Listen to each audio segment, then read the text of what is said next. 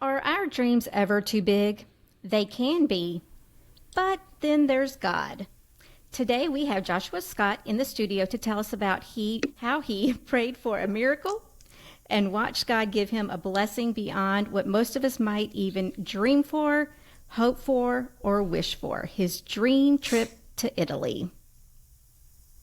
You're watching 3D TravelCast with Sandy, Wendy, and CB. We'd love for you to click subscribe and join us weekly as we deep dive into adventures, people, food, and fun all over the world.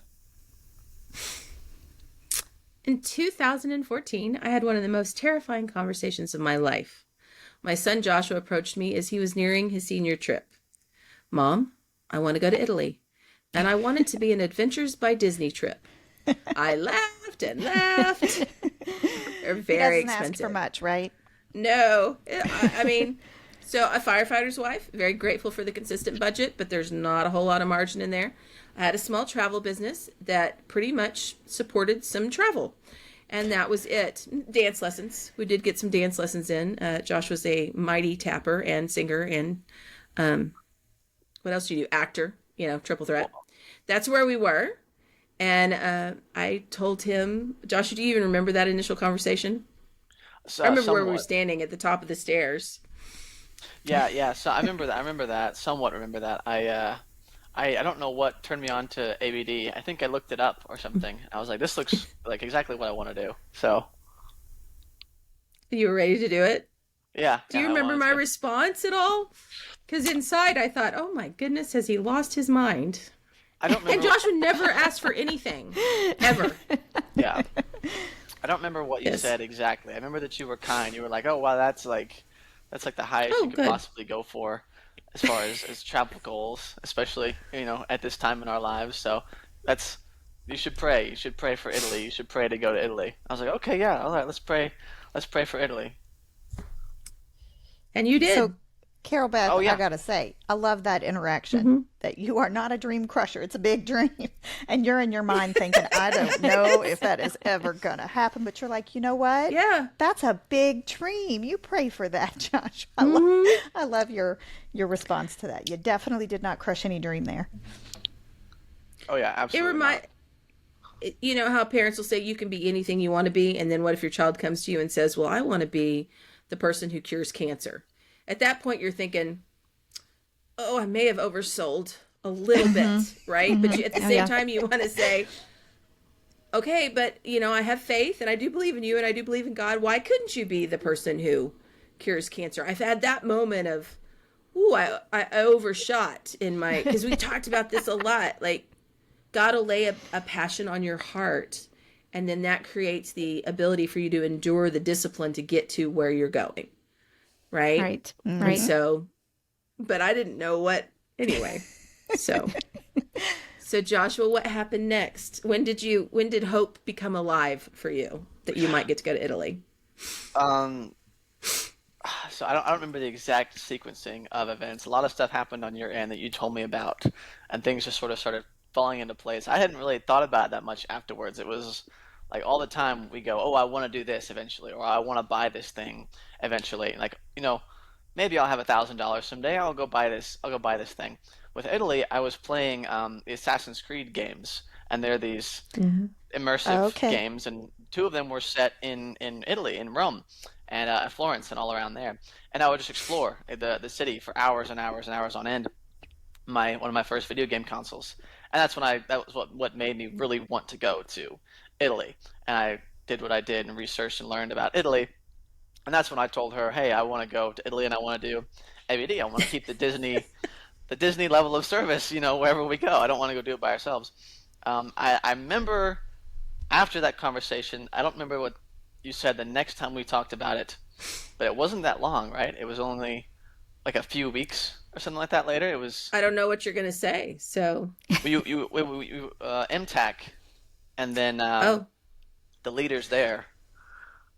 It happened over the course of months. I love that it was in your youth. It felt like a short period of time. To the mother who knew you were praying and leaning on God for this to happen, it felt like a very long time.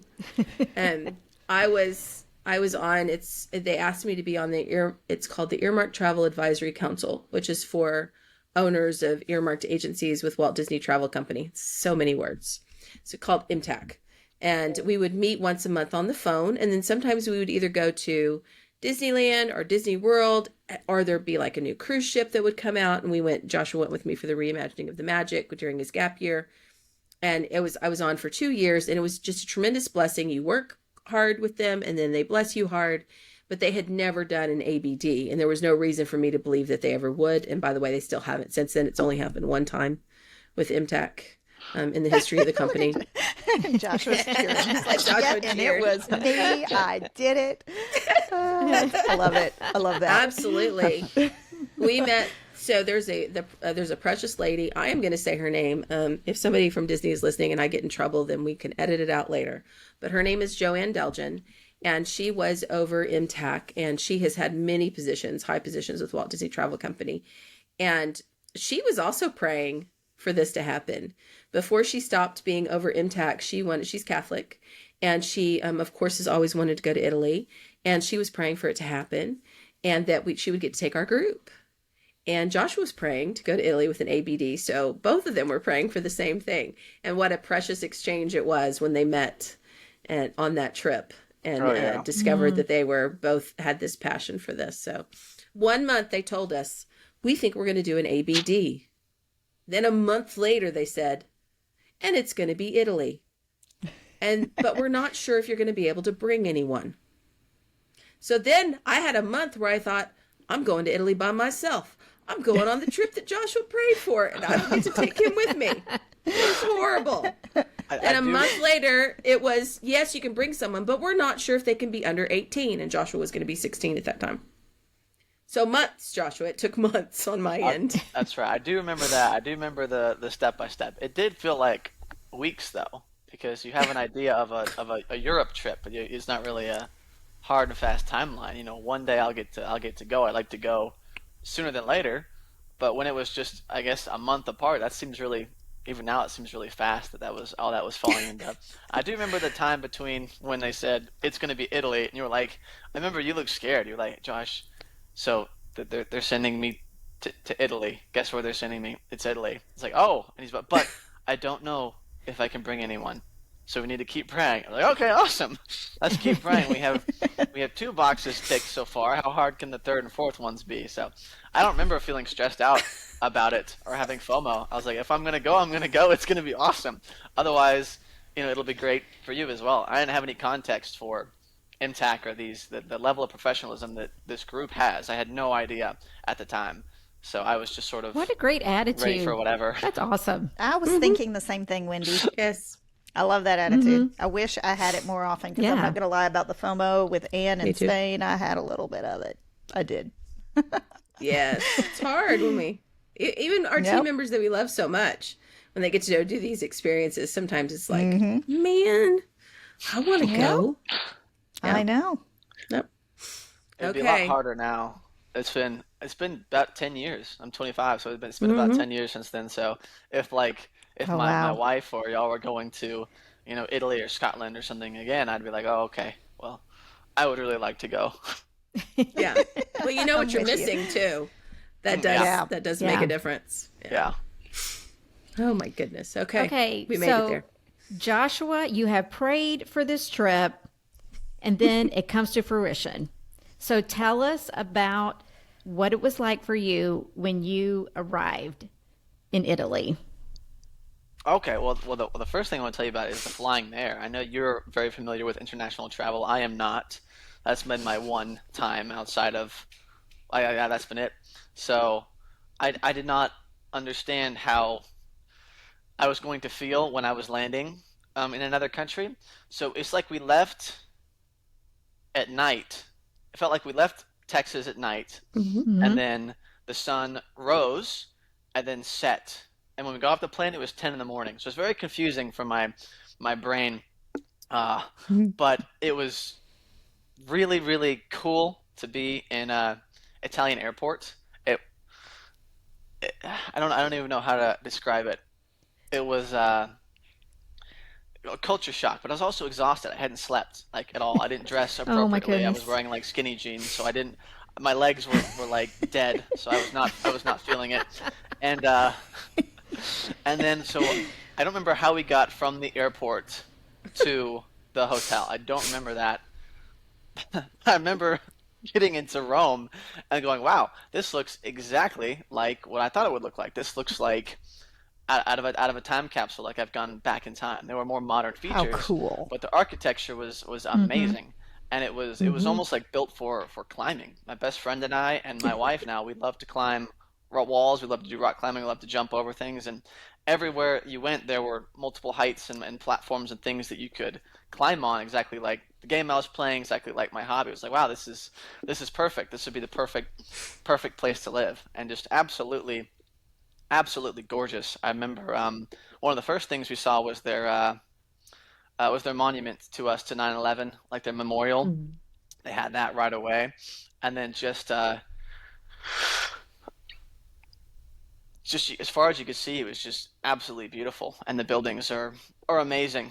Everything, Mm-hmm. in America, you have these flat, or at least in Texas, I don't know about where you guys live, but you have these flat strip malls, and you have a beige wall, Mm-hmm. and then you have identical white doors, and then you have the signs above them of their logos stamped in the same size. But in Italy, everything was like handmade. It looked like everything was hand built, and maintained for some of them were thousands of years old and some of them were hundreds of years old. So you had multiple different. Each building you went to, I should say, could be from a completely different millennia, or a completely different That's century, awesome. which was astounding as well because they were Yeah. maintained equally. Very Yeah. Isn't cool. it funny when you go overseas, you realize just how young our country is?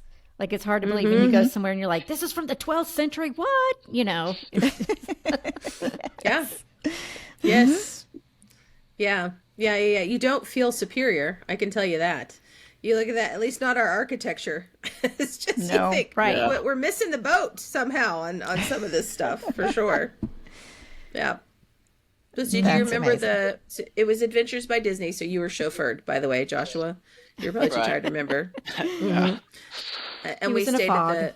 he was the Grand, and probably a little overwhelmed. I mean, 16.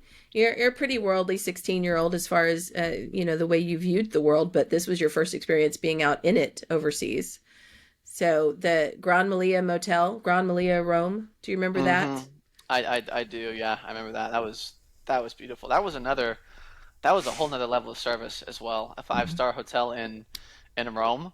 I mean, Disney has a lot of like quick turn down service, but you leave the room. We would leave the room at like for like 20 minutes. We'd come back and our whole room would be turned down. It felt like there were people in there. The second we left, hmm someone was in there making it beautiful for us again. Like quick, there was like rose petals all over like the floor and the bed and Yeah. stuff, and they had to have wine there for us and coffee. Those little Keurig coffee makers. You put the little pot inside Hmm. and you close it. You know what I'm talking about? Yep. They had Yep. one that was for espresso. So it was like little tiny little bitty ones, right? They were So so cute. they were, and I hadn't seen them before because 10 years ago I wasn't exactly on the coffee maker market, so I never seen this before. So in the early hours in the morning, jet lag confuses you. So I'm up like it was like 6 or something like that in the morning. The next day, I was like, oh, I'm gonna make a little coffee and I'm gonna go out and I'm gonna stand on our little balcony and I'm gonna watch the hmm Rome traffic. And I put the little pot in. My mom is asleep with all her gear on. And the thing, it was like Dear. it was like starting a like an electric weed eater. The thing was so loud, just and my mom goes, "What's going on? What's going Such on?" a I mom was like, response. "I'm sorry, I'm sorry. It's the coffee maker."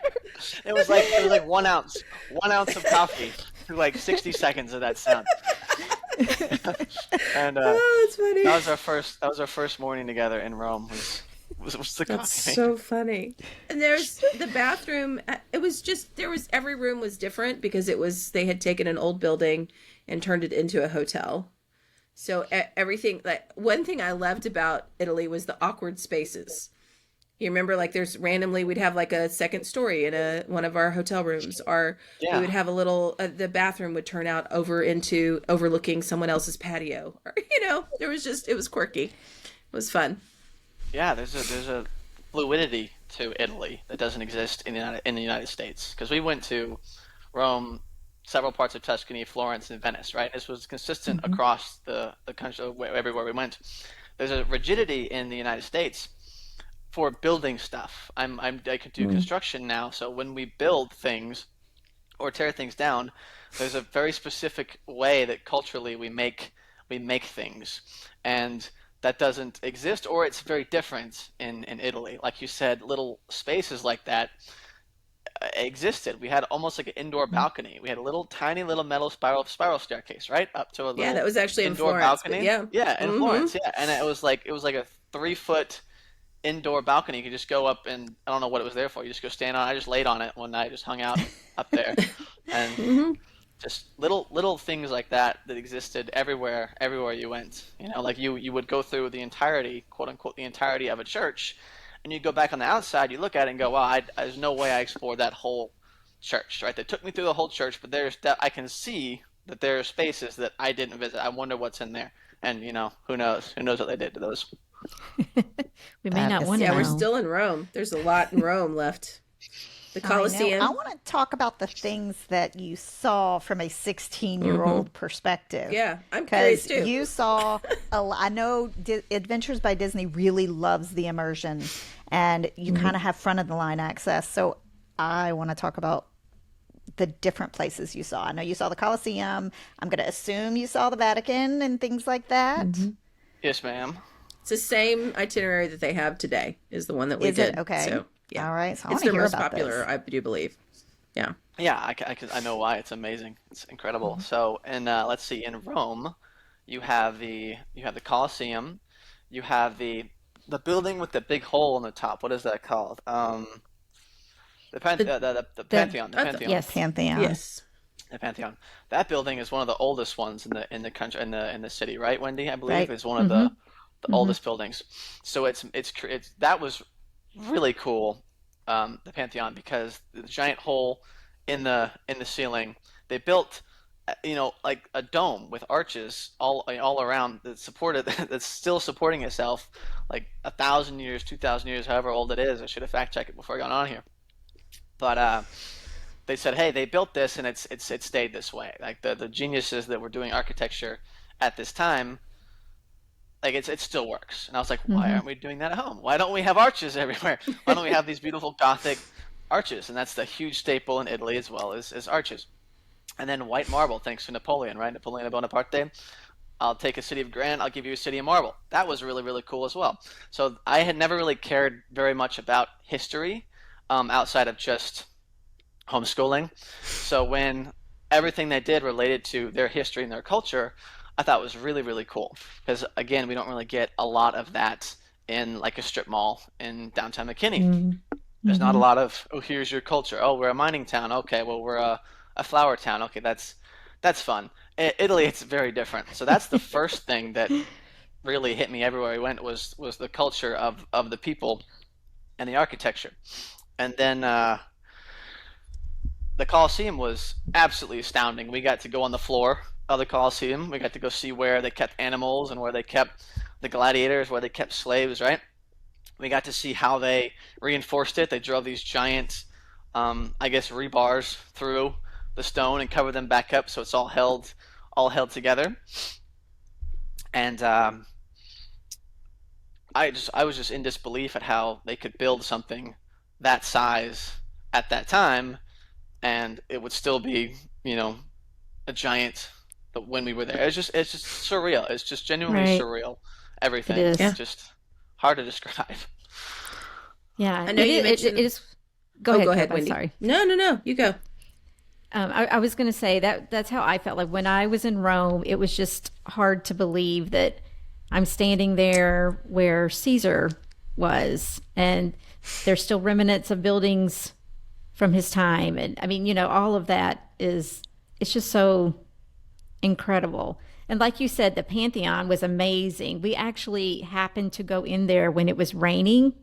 Oh, So yeah. cool. I bet. Where it rains, Yeah. because it rains straight down in the middle, and that's it, right? Yep. That's crazy. It was crazy. It was crazy. Yes. I remember Joshua the impression. Well, for St. Peter's Basilica for sure, and La Pieta is in there, and I just bawl. I can't help it. That statue is to see the Mm-hmm. original was amazing. So as a mom, but what was your impression? I mean, obviously that was had to be the biggest church you've ever been in your life too. It's the one Oh that's yeah, yeah. Okay. yeah, for sure. I thought it was just gorgeous. I couldn't believe it. You could just go to these places and see these things. We have the Dallas Museum of Art in Dallas that we see beautiful things, and I mean we went to church after church after church, right? And I didn't Mm-hmm. get tired of it because everything was vastly different. And there were some archways that were ornately carved by hand into this marble with tiny little details, intricacies. You could just stand in one archway for like an hour looking at everything that they did, right? You don't really touch anything. Of course, some things are behind bulletproof glass, and other things are just in the open, depending on what churches you go to, right? So there's a general understanding that hey, like you respect all of this because this is who we are. And then Mm-hmm. if you're a tourist, it's hey, this is our culture, this is our identity, and then you're taking the time and effort to get here, so you're going to respect it. And it's quiet. It's a quiet city. It's a quiet life, a quiet culture. It's a thick with respect, for lack of a better word. That's good. I like that. Mm-hmm. I Mm-hmm. liked it a lot. It was peaceful. It was easy. The closest thing I could describe it to is being on the ocean. Like day three of a cruise when everyone's calmed down and everyone realizes, hey, I got 4 more days of this. I don't have to work. I get to just sleep in tomorrow, and I don't have to be on edge quite so much. I can relax a little bit. That's what it was like everywhere you went, except for Venice. Venice was different, but but on Rome and Tuscany and Florence, that's how it was. Everybody did what they did. And the siesta, I don't know, I forgot what they call it, but the nap everyone takes in the middle of the day was fantastic as well Mm-hmm. because, we I hate to keep comparing Italy to America, but we idolize the 50-hour work week in America. I work 12 hours today. I'm so tough. Where in Italy, it's like, just go to bed. It's one. Go home, go sleep for 2 hours, then come back, finish your work day, and then go get dinner with your family at 8. And like that's what's expected, and that's the norm for anybody. It doesn't matter, from what I saw, it doesn't matter if you're up at 4 a.m. on the docks in Venice fishing and boating, or if you're starting at 11 giving tours to tourists. It doesn't really matter. You that's what you do. You go rest and you rejuvenate, and then the nightlife kicks in, which isn't like the nightlife in America from what I've seen either. It's again has an element of quiet to it, and it's exactly what you would think. Your people roaming the streets of Rome with glasses of wine and coffee and cigarettes and walking dogs and going up and down the Spanish Steps, right? Yeah. Yes. Spanish Steps Yeah, are known. unbelievable. Yeah, Spanish Steps Gelato. were Don't really forget the cool. gelato. The gelato places are open late too. Yeah. Oh yeah, Mm-hmm. oh yeah. Yeah, I love when they said, "Hey, just go take off, go find stuff. We're done. It's 5. Go rest for a couple hours and then go explore. Go find a cafe." Remember that? Yes. Yeah, I was thinking that the thing that you often talk about is the being in the Sistine Chapel. So I want to make sure that Yeah. before we leave Rome that you talk about the Sistine Chapel experience. Right, that's cool. You get to stamp your passport twice. First, you get to go to the Vatican. That's its own country, right? So Yeah. you get a new stamp on your passport. So I get to visit 2 countries in one. That's awesome. So the Sistine Chapel, right? Michelangelo. Um, that place is normally packed. It's normally shoulder to shoulder. What we were told, especially during the busy season, everyone. I mean, you Google pictures of the Vatican, occupied. It's going to be, or the Sistine Chapel's occupied. It's going to be lots of people. We went on a day that it was closed. Our tour guide said, "Hey, it's closed today, which is why we're going to do this today." So even on other ABD trips, you don't always get this. So we're going to go in there and you can look and you can do whatever you want essentially because you have like 10 minutes of just silence. Just enjoy being there. I'll be quiet, turn everybody take off their little tour guide earphones and things and just enjoy it for a minute. So I get to lay on the floor and look at this feeling for like 10 minutes. Mm-hmm. which is, Wow, yeah. Yes. that's incredible. It was, I felt like, and I, I want to go back over and over again, but I think one of the big differences, and it's not just ABD, there are definitely other high-end touring companies that we book for people that allow this experience where you have a margin of time and space. But the fact that we had time to ask questions was really helpful for our experience Hmm. going somewhere and wanting to immerse. It's I think that a lot of tours you get tastes, but it was much more deeply impacting for us that we got to spend that long time. I know Wendy living there or living near there enough to go visit. You got to experience things for longer periods of time, and I mean, how many? I don't know even how many times you've been to Vatican City or to the Vatican Museum, or is that something that you would do regularly, or was it too expensive? When you go on a tour, you've essentially prepaid for everything. So I don't know how expensive or how hard it is to go on a normal day. Do you remember? When I went, we actually did a night tour so that it Mm-hmm. wouldn't be crowded, and it Yes. wasn't. No, I couldn't lay on the floor, unfortunately, and admire it, but it was a lot less crowded because we had chosen to do a nighttime That tour. makes sense. It was fabulous, and that's one of Yeah. those little secrets that travel agents will know. Mm-hmm. So be sure to use a travel agent because they'll know those things. Yeah, absolutely. Absolutely.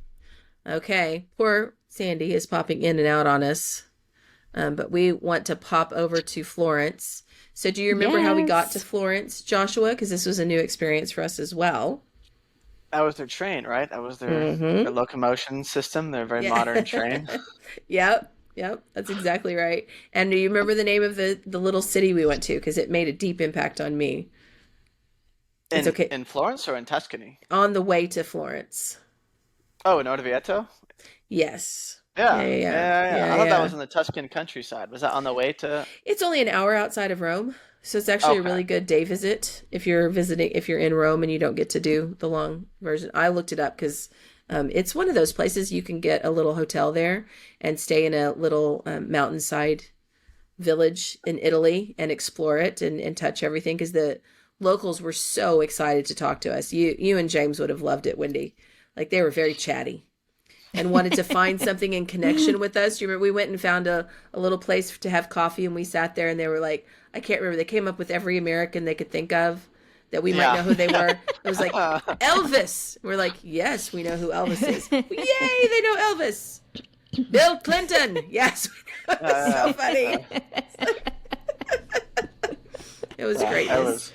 It was greatness. And a funicular. You can do a funicular up the. Do you remember Oh, the yeah, thing yeah, that yeah, will yeah. like goes up the hill? So you do a funicular in order to get there. That's how you get up there. So it was pretty Yeah, I crazy. remember that. Yeah, it was like a Yes. little fairy tale cottage town. It was like the Hmm. streets wound down the hillside, and some of them you couldn't fit a car down some of them, And the wine, Orvieto Classico, was fantastic, fantastic wine. Best, I mean, it was their local native wine, right? I said, yeah, you can get a bottle for like €2, and then we can just ship it to America. I was like, that's unbelievable. So I loved wine the most at the time Hmm. of everything that I drank. I loved being able to try the wine everywhere. So when I got Legally. to I'm drink, just gonna say yeah, legally. yeah, It oh was yeah, of legal for course. him to have a wine tasting across the country of Italy. Yeah, so I got to That's have Yeah. impressive Orvieto and that a Orvieto, and I got to six have Chianti and Chianti. That's impressive that a 16-year-old is that impressed by wine. I'm not going to tell you how old I am, but I Hmm. still can't drink wine. Like I can't do it. I did the seltzer tour. He did the wine. So it was fun to see. And people were so excited about how excited he was because he wanted to Yeah, understand it. So That's that was awesome. fun. Hmm. Yes, yes, that was yes. really nice. And we went to a place called Fattorio Poggio e Loro. And that's where you do the pasta Yeah, making. Oh, And fun. it's easily the most beautiful overlook I've ever seen in my life. To looking into yeah. the Italian countryside was just unreal. Yeah, vineyards as far as you could see, and no birds for whatever reason. They some whatever magic they do to keep the birds away. I mean, you could see like hundreds of acres out, Mm-hmm. and there were no birds. And they just had open vineyards and everything. And Poggio they were bottling that day. They're like, hey, this actually they only Yeah. do this, when they bottle, so you can actually see them bottling. So we got to see their family, like I think it was like four generations, all in Yes. the same room bottling together. The youngest was like 12, and the oldest was Mm-hmm. like 85, bottling all together, Yeah. which was outstanding. I got to try that as well. Delicious. Mm-hmm. And then yeah, they brought us to this little courtyard where we had the um, caprese, right, that they made with their special spice blend, right? Slice of tomato, slice of Mm-hmm. mozzarella with this special spice Yes, blend. And we so got greeted good with when we that and got with there. wine. Mm-hmm. Oh yeah, delicious, delicious, Making me delicious. hungry. It was so. And then it was the tomatoes are, they're grown in the volcanic soil, and I've never had a tomato like Hmm. it since. It I was know. incredible. It was incredible. Oh my goodness. Yes, you can just eat your way across Italy. And Absolutely. just it's so amazing. And then okay, so it was I believe it was I tried to look it up. At the Fiorini Family Winery is where you unbox wine. Do you remember that, Joshua? They brought us into a wine cellar, and Joshua's Oh, excitement uh-huh. about wine. We had the sweetest group of people with us, so it was Oh great. And yeah. there was only two people who were not adults in the travel industry. One of them was Joshua at 16, and then another sweet, beautiful, well, two beautiful young ladies from that were also 16, from other families. But Joshua's passion about wine ruled the day. Sometimes he was so excited to That's try new awesome. things, so he got to unbox a wine, which was really it was fun to you got to see all the pieces of the wine process. Yeah, that was cool. That was really cool. And then when did we go to Chianti after that? Was that when we went over? I think I it need was to in familiarize Chianti. myself. Wasn't it in Chianti that you did that? Oh, what? Yeah. Yeah, yeah, yeah, yeah, yeah. Okay. Mm-hmm. Or Vienna then Chianti. Yeah, and Yeah. then that's when I could try Chianti. So they served us a dinner again underneath the stars and these canopies and Mm-hmm. outside up on the hill, and it's beautiful. I mean, the hottest it Yeah. got was like 80 degrees, and it was beautiful at night. No birds, no bugs, no anything like that. And then they had guys come out singing with big backpacks and pumps, and they'd pump the backpack with this little hand crank they had, and then they had a tube with a looked like a power washer, and they would spray the wine into your cups, just Hmm. which was very new for me, which was awesome. And me. Yeah. So That was so yeah, funny. we had our one drink per hour rule that was Mm-hmm. imposed upon me, and Yeah. this one I gave up trying to enforce that evening because they just kept shooting wine into my cup, and it was like little wooden, like little Mm-hmm. It's like tiny little wooden cup. chalices. Mm-hmm. Yeah, so I was like, I just kept drinking the Chianti, and it was my favorite. Because Yeah, I nobody think was that's watching you. Elisa's favorite too over there. Chianti. Oh, Yeah, that's I'm pretty interesting. sure that that's her favorite when she was in Florence. I'll have to Mm-hmm. ask her, but I think so. Yeah. Well, that's so cool. Okay. I think we have All to shift right. us over to Venice, right, Wendy? Right. So you spent your time in Tuscany and now you go to Venice. So I would love to hear because I feel like Venice is one of those places where people like love it or they don't. So True. what were your thoughts? I agree with that. It's not a city built for um, Westerners. It is not a city built for Americans at all. So number one, the city is sinking. So it's built on these giant, what they described as wooden spikes put in the ground, and then the city is built on top of that. So it is slowly, slowly sinking, Very and they keep slowly. having to rebuild their streets up. So some streets are higher than the others. No wheels allowed at all, right? I'm sure. Mm-hmm. So no luggage, no bicycles, no cars. But it's a walking city. So around the corner means a mile and a half. So everyone, yeah, it does. They told us, hey, we're gonna go this way. Where's this restaurant? They said, it's just up that way and to the right. It's just around the corner. So okay, thank you. And it was a mile and a half. We walked for like 20 minutes to get there. Like wow, that's a totally different perspective. Everyone is in shape because of this Mm-hmm. lifestyle, Hmm. and uh, yeah, so the streets are thin. and there's a lot of water, and some of the alleyways are only like single file, pretty much, or double file. Mm-hmm. They would be single file, and or if they were not single, if they were double file, they said, "Hey, walk on the right side and don't stop because the locals will just push you in the water if you stall and you keep them from going where they need to go, or you block their path, or you stop to take pictures." They said, Venetians are not like the rest of Italians. They're going to push you in the water, and it does not smell good. You'll be fine. You climb out, but it's not going to be pleasant for you. So, okay. And then they asked about So different funny. dialect as well. I describe it as the New York of Italy because that's what it reminded me of. And one of our tour guides, Marco, who was amazing, Marco was awesome. We were at the gondolas, right? The first thing, gotta ride the gondola. Everybody wants to ride the gondola, and so we were in line for our gondola, and they were putting like three people, right, per gondola, something like that, because you had three. They're not Mm-hmm. very big, like three of us, Yeah. and then the Three guy. to four, I think, is what it was supposed to be at the Was most. it? I Well, it remember. depends. Like I saw some of the like the two 16-year-old girls who were not very big. They put the two of them and their two moms, and like one of the moms and daughters was just teeny tiny. So they put Oh those yeah, four in. So they would do that, but most of the time it was three. Yeah, I was watching. yeah, yeah. So we were in a line for the gondola, and our one of the gondola guys, I guess, was not being as attentive as he should have been, because at the dock, he and Marco start arguing, and it's like back and forth, back and forth, back and forth, back It and was forth in fun. Italian. And I was like, "What's going on?" And we watched the gondola we were supposed to get in. It had like two people in it now, just sail away. And so now there was one gondola left, and it was like too Five many of of us. I us. remember how many it was. It was too Five or many, six. It too was a many, lot. like full-grown adults.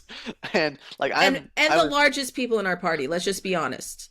The biggest behinds in the party were grouped at the back, and we all got on so together. they stuck me on this thing. We hadn't been to the hotel yet, so everything I had bought up to that point, everything I brought with me, like All it his seemed like a precious lot, like stuff. $500 worth of electronics was all my backpack, and we're on the water, and the water's like a decimeter beneath the lip of the boat. It seemed like we're like stinking. I'm like, so we're going, and the gondola guy is on the phone with someone. I guess he didn't care what Marco had to say, so he's talking, and he's like half pushing us, half trying not to fall off the gondola, and everyone's looking around, and I see the two they were in our gondola, right, not the one we're in, but our gondola, are like lounging, right, just looking around, and I'm like braced, like squatting, like I'm looking around, like if it tips, I'm jumping to one of these windows, I'm gonna grab onto something, climb over. They can find me later today. That's fine. I'm not gonna ruin all my stuff. So we finally we got to where we were gonna go, and it was supposed to be like amazing, but I was the most stressed I'd been the whole trip was on Yes. the gondola ride. It was not awesome for me. I can just say I was like, what is wrong with you? What are you doing? So we're a family of swimmers, and it's like wasn't anything scary about it. There was a very real potential that we were going to be in the water. But for me, if you've listened to any episodes, if I end up in the water in a weird circumstance, it's just a story, right? That's just who we are. Right. I'm not worried about it. But I didn't know, I didn't understand, and I didn't find out it was the backpack full of all of his stuff was the worry. So I couldn't wrap my brain around why my son was in flight mode for our gondola in Venice until after the fact. So that was special. It was really special. Okay, yeah, I made a note of trauma. Gondola trauma is what I Trauma. put. Oh, the other time I remember you being stressed in Venice was when we got lost in Venice, which is what you're supposed to do. They say get lost in Venice, and we really did. And you were not incredibly happy about it because everything looked the same. Do you remember? Oh yeah. It's like a Hmm. 100 million little tiny bridges everywhere. You're like, Yeah. which bridge is this? I don't know. How do we get here? I don't know. So it wasn't like Rome where everything is Hmm. somewhat put It's laid out. together. Just get on top of something, you can see where you need to go. It's very different in Venice, and Hmm. people are still great, but they're not as like there's not a lot of southern hospitality there, as we say. It's a lot more like brisk and cordial and Hmm. in your face, and which is great, to have lunch with someone like that. But when you're trying to find your way back to your hotel and they don't speak the same language as you do, it's you don't speak their languages. It's a little more stressful. I'd forgotten about that. I'd forgotten that I got stressed out about Hmm. that. You did. Uh, But it's all the negative, but overall, I mean, we truly loved Venice. It was beautiful. I can't wait to go back. I'm sure you're the same way. We made masks in Venice, which was, truly epic. And we rode on a pirate ship for the last night. That's what they do for Adventures by Disney. They do the Jolly Roger. So you climb up on a pirate ship and they celebrate you and they play music and you just go around Venice and looking at everything. And this same precious lady, Joanne, who of course Joshua had gotten to know well, Joshua asked her to dance. And Aw. Joshua is a dancer, and so he can lead people and women. The gift of a true male dancer is they can lead women to dance better than they thought they could. And that's what he did with Joanne. It was an emotional moment for the rest of us because, of course, it was her vision and dream to bring us all. And then she and Joshua prayed us there. And there we were in Venice going around. It was just incredible, incredible experience. Once in a lifetime Uh, for sure. yeah, she knew how to dance though. Like she was See, comfortable that's dancing. awesome. She knew what she was doing. The mask making was cool. I was doing a little intricate design on my Phantom of the Hmm. Opera style mask. I didn't get to finish it. We had to go. So the mask makers were like, "Hey, we really like what you're doing. Can we finish it?" I was like, "Yes." So they finished like a floral piece up on the headpiece for me. So I didn't get to see what the completed mask looked like until we were on the pirate ship. Yes. Venice was cool for many reasons. I really liked how brisk everything was and how sort of it's not I wouldn't call it fast paced compared to America, but compared to Italy, it's more fast paced. And the fact that everyone was walking, so there's no. I mean, you live near a highway, that's all you hear. You didn't hear that. The loudest thing there was the ocean, right? Which is it's just not loud. And and then the multi levels. The ground floor was all the glass shops, right? The first floor is all their shops, and the second floor is where everybody lived. So everybody lived up on the second floor. So that was really cool to see someone's home right above their shop and get to see and learn about the trade. And it's pretty much almost exclusively tourist trade in Venice now, right? Is their economy? Hmm. If I remember correctly. Haven't they always been that way, Wendy? I think of the Merchant of Venice. I think so. I mean, you have the glassmakers Hmm. on the other island that I'm not going to remember right now. Me either. But most of it is definitely tourist trades. But they do beautiful Yeah. work. Oh yeah, Yeah, gorgeous. Hmm. that was nice. It sort of validated our existence to be there when they tell us, like Jamaica, like, hey, this is how like you contribute to our economy by being here. So if you buy expensive things or you do whatever, they're not gonna see it as, oh, these rich Americans are flaunting their money. They're like, oh, good, thank you for contributing to and help sustain our way of life down here and do the give and take, right? Because the level of hospitality we received everywhere we went was astounding. I only learned um, like two or three phrases in Italian. So senza gluten por favore, gluten free please, and sono affamato, feed me, I'm hungry. So I'd say those two back to back, senza gluten por favore, sono affamato, and I said yes, and they knew exactly what to do, um, and just would give, anywhere you went. You could go to a tiny coffee shop, you say just that, and they got you. You don't have to worry about it. Or we were staying at the Hilton in Hmm. Venice. So, Yes.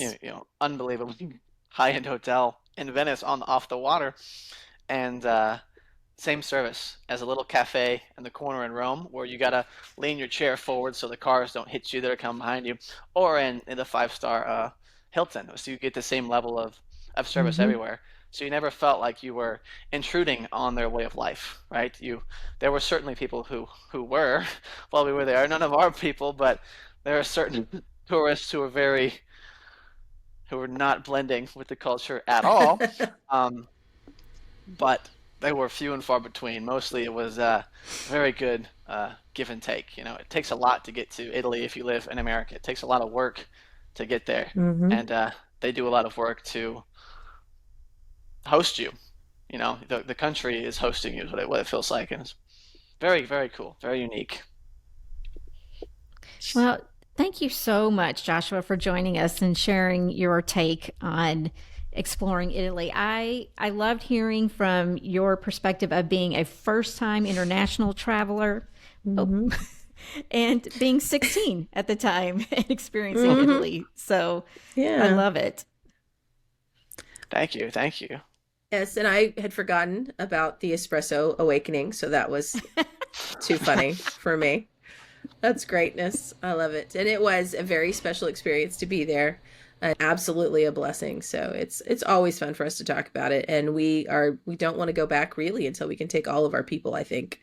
That's Oh yeah. the hardest part is not being able to share that experience with others because it's so life changing. It really affects you deeply. So we got to go back and bring our people, which I love hearing about how often you've got to do that with your family, Wendy. It makes it seem possible. So hopefully this has made it seem possible to people who have listened to it that you never know what God will bless you with and where you will go and or what your son will terrify you and ask. So Until next time.